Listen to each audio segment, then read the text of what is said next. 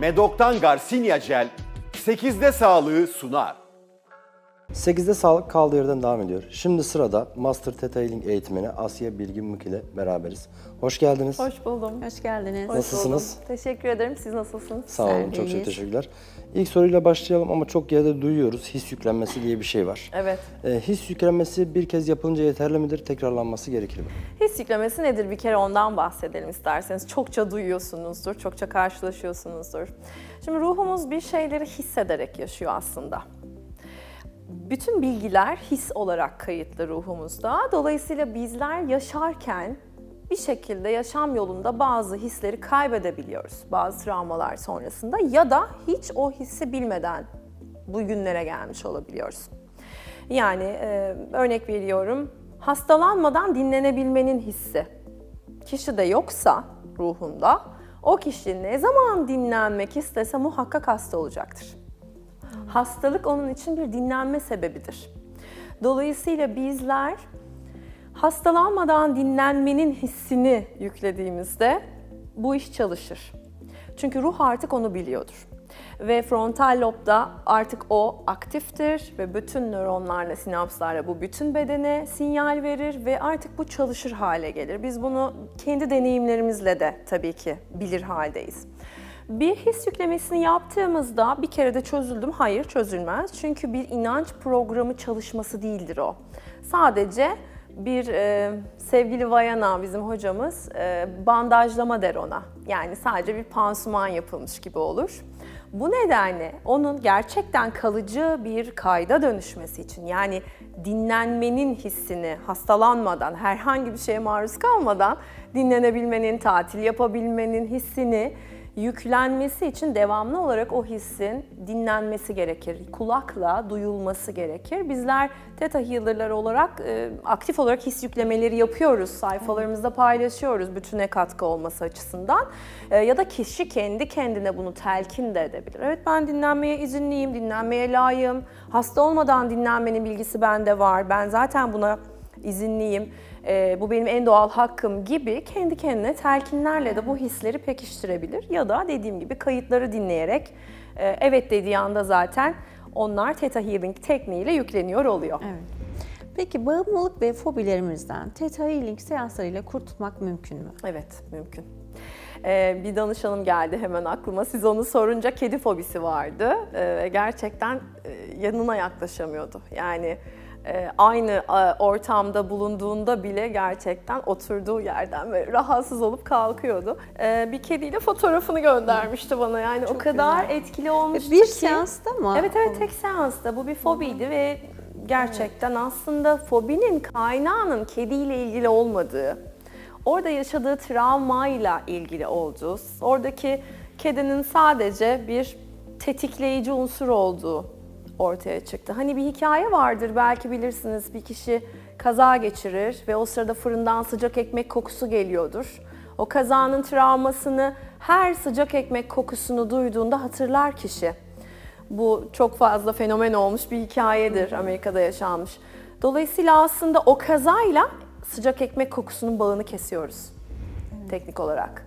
Ve kişi daima her sıcak ekmeği duyduğunda o lezzetten vazgeçmek zorunda kalmadan o korkudan uzaklaşmış oluyor. Evet. Hayatına büyük bir konfor getirir. Kedi korkusu da öyleydi danışanında. Yani çünkü İstanbul'da her yer kedi dolu ve şu an hepsini besliyorum, çok seviyorum. Sokakta baktıklarım var. Evime bir tane sahiplendim dedi ve 3-4 hafta bunun için bence muazzam bir şey. Evet, çok hoş. Peki çocuklarda his yüklenmesi yapılabilir mi? Ya da bununla ilgili bir yaş skalası var mı? Evet. Çocuğun konuşabiliyor olması yaş olarak yeterli. Theta Healing'de tabii ki konuşamayan, henüz konuşmaya başlamamış bebeklerle de çalışma yapılabilir. Annenin ve babanın izni dahilinde. Gerekli bir durum varsa, bir patolojik durum varsa gibi. Eğer kişiler bunu arzu ediyorlarsa tabii ki. Doktor tavsiyesiyle de, doktorların sürdürdükleri tedavi devam ederken de anne baba böyle bir arzuda bulunursa bunu yapabiliyoruz. Ama temel olarak aslında çocuğun konuşabilir yaşta olması, 2,5 yaş üstü bütün çocuklara da Theta Healing yapabiliyoruz. Genellikle ben danışanlarımda okul başarısı konusunu çalışıyorum. Sınav kaygısı, okulda başarı, sosyal ilişkilerde beceriler. Dikkat eksikliği varsa onunla ilgili de kısmi olarak Theta Healing'de yapabildiğimiz bazı çalışmalar var. Yine tabii ki konunun uzmanı olan psikoterapistlerle ya da çocuk psikiyatrlarıyla yola devam etmekte fayda vardır. Çocuklarla Theta Healing seansı yapmak çok daha keyiflidir. Her zaman onlarla oyun oynar gibi yapıyoruz. Mutlaka yanlarında bir yetişkin refakatçi olması önemli. Anne ya da baba ya da ikisi bir arada.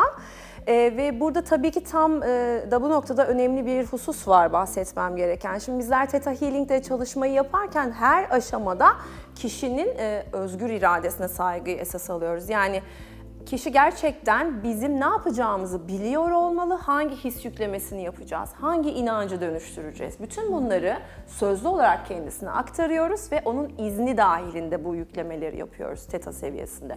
Dolayısıyla çocuklarla bunu oyuncu bir şekilde, annenin babanın da tabii ki buna evet demesi, izin vermesi gerekir. Bu şekilde yapılır çalışmalar çocuklarla. Peki seanslar uygulanırken nelere dikkat edilir?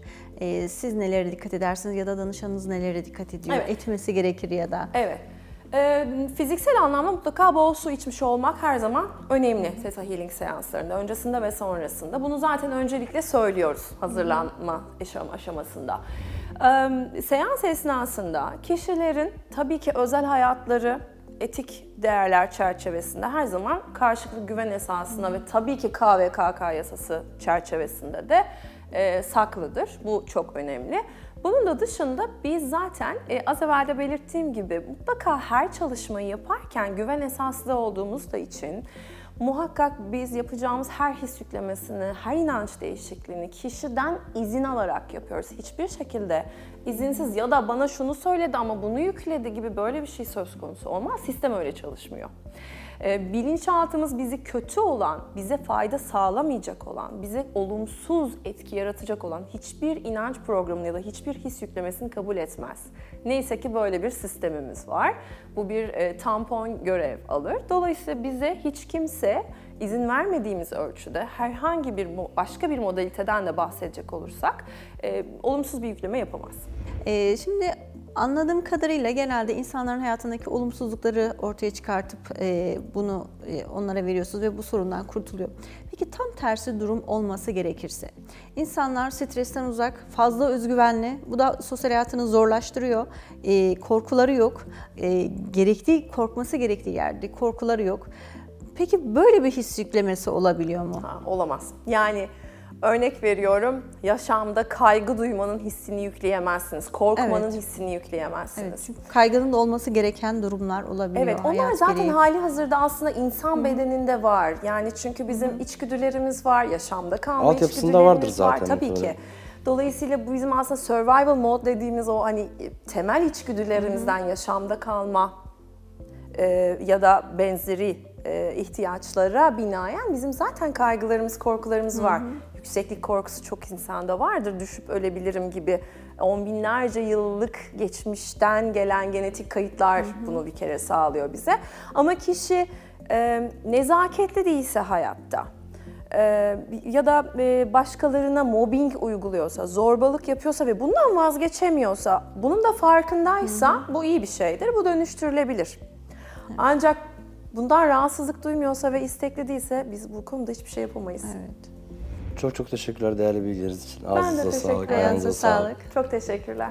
8'de Sağlık'ta bugün değerli konuğumuz Master Theta Healing eğitmeni Asya Bilgin Mık ile çok keyifli bir sohbet gerçekleştirdik. 8'de Sağlık tüm hızıyla devam ediyor. Medok'tan Garcinia Jel 8'de sağlığı sundu.